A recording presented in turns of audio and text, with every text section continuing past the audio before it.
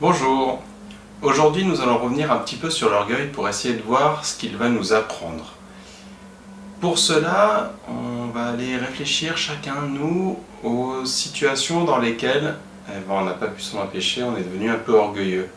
Alors orgueilleux, qu'est-ce que ça veut dire? Je vous le rappelle rapidement, c'est qu'on n'admet pas de ne pas avoir raison et surtout que l'on veut imposer notre façon de voir aux autres en les discréditant, enfin tout plein de processus, de procédés différents. Et notamment, je pense que la mauvaise foi est un très bon indicateur. Quand on se retrouve à tenir un discours de mauvaise foi, ça peut être par jeu, mais même si c'est par jeu, je me demande s'il n'y a pas un petit lien avec un terrain d'orgueil. Et du coup, un terrain d'orgueil, et qu'est-ce que c'est qui nous pousse à être orgueilleux et à défendre notre position coûte que coûte et à vouloir l'imposer aux autres?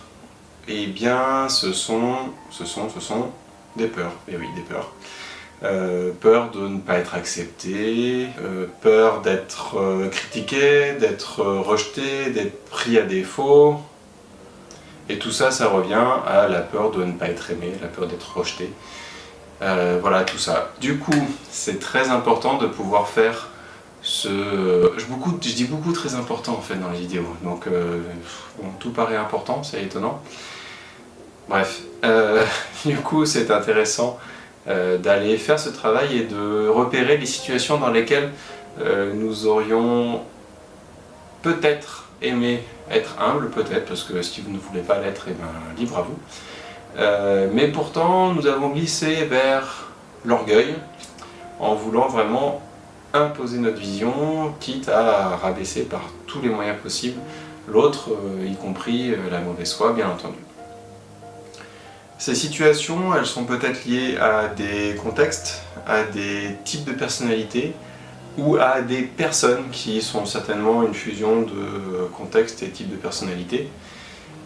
Et justement, aller voir de plus près ces situations dans lesquelles nous restons orgueilleux malgré éventuellement des efforts conscients pour ne plus l'être, ça va nous permettre de prendre un petit peu de recul sur la situation et peut-être de déterminer quelles sont les peurs qui nous poussent à verser vers l'orgueil.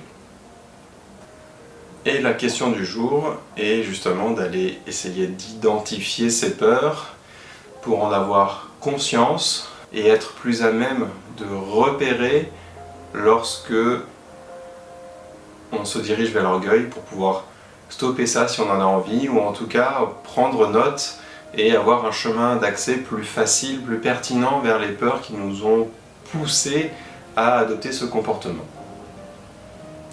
Je n'ai pas grand chose d'autre à dire sur la question du jour.